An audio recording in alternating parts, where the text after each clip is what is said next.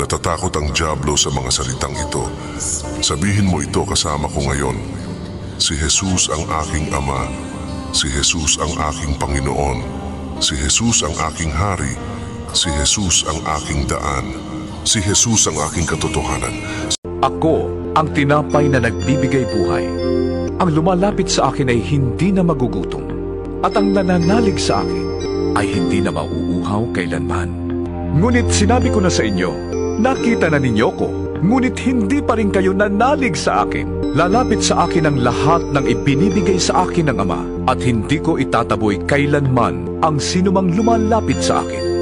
Ako'y bumaba mula sa langit, hindi upang gawin ang sarili kong kalooban, kundi ang kalooban niya na nagsugo sa akin. At ito ang kanyang kalooban, ang huwag kong hayaang mapahamak ang kahit isa sa mga ibinigay niya sa akin, kundi buhayin ko silang muli sa huling araw.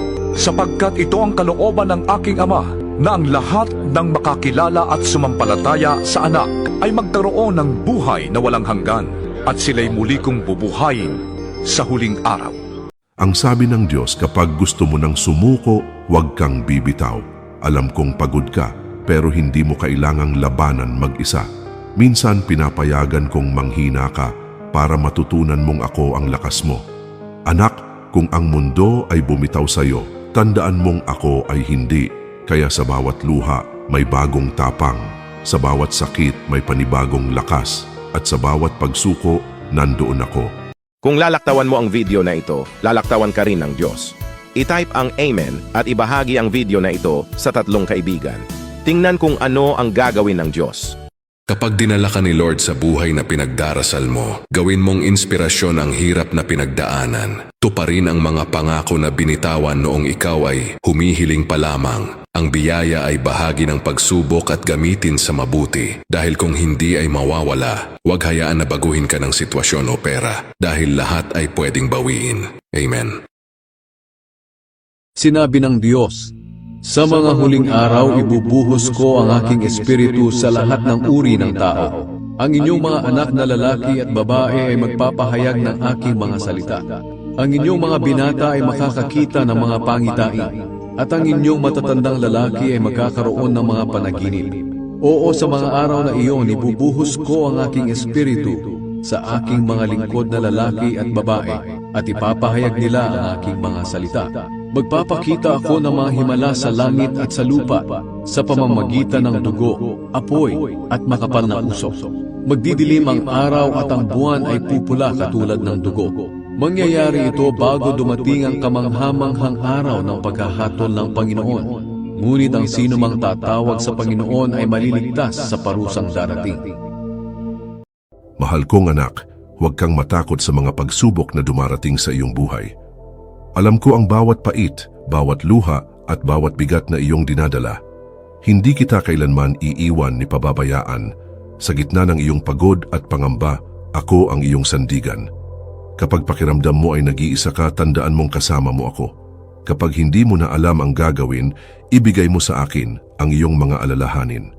Ang aking pagmamahal ay hindi nagbabago, hindi nababawasan at hindi nawawala. Lumapit ka sa akin, anak. Pahinga ka sa aking piling. Ang mundo ay puno ng ingay at kaguluhan, ngunit sa akin, makakahanap ka ng kapayapaan. Ang iyong halaga ay hindi nasusukat sa mga pagkakamali mo, kundi sa aking pag-ibig na walang hanggan para sa iyo. Manalig ka dahil may magandang plano ako para sa iyo. Magtiwala ka dahil hawak ko ang iyong kinabukasan, at higit sa lahat. Mahal na Panginoon, aming tagapagpagaling, ipinagdarasal namin ang lahat ng mga may sakit. Ilapit mo po ang inyong mapagmahal na kamay upang pagalingin sila at bigyan ng lakas upang makayanan ang kanilang mga pagsubok. Naway maramdaman nila ang inyong pagmamahal at pag-alaga sa bawat sandali ng kanilang paghihirap. Amen. Ang lahat ng tao ay makasalanan, gaya nga ng sinasabi sa kasulatan. Walang matuwid sa paningin ng Diyos. Wala kahit isa. Walang nakakaunawa tungkol sa Diyos. Walang nagsisikap na makilala siya. Ang lahat ay tumalikod sa Diyos at naging walang kabuluhan. Walang gumagawa ng mabuti. Wala kahit isa.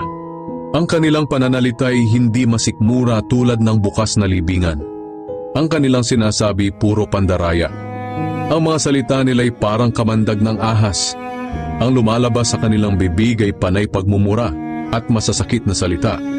Sa kaunting dahilan lang pumapatay agad sila ng tao. Kapahamakan at hinagpis ang dala nila kahit saan. Hindi nila alam ang mamuhay ng mapayapa at wala silang takot sa Diyos.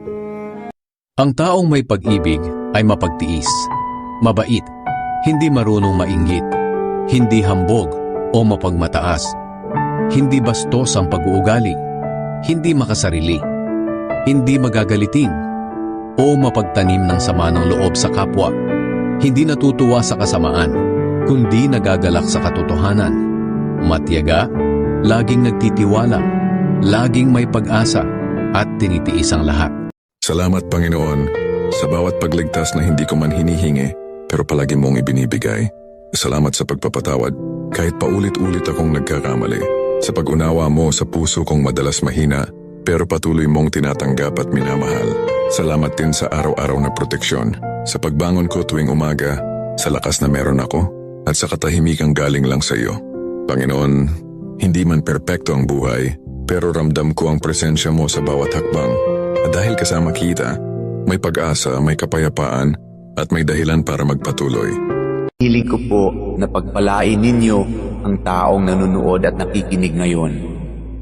Pagkalooban niyo po siya ng mabuting kalusugan. Bigyang tugon ang kanyang mga panalangin ayon sa inyong kalooban. Loobin niyo po na magkaroon ng agarang solusyon ang problemang kanyang kinakaharap, lalo na ang problemang pinansyal at problema sa kanyang karelasyon at mga kaibigan. Ilayo niyo po siya sa tukso ng kasalanan at lahat na uri ng kapahamakan. Panatilihin niyo po sa kanyang puso ang pagkakaroon ng malasakit at pagmamahal sa kapwa, katulad ng kanyang pagmamahal sa inyo na aming iisang Diyos. Ito ay aking hinihiling sa pangalan ni Jesus. Amen.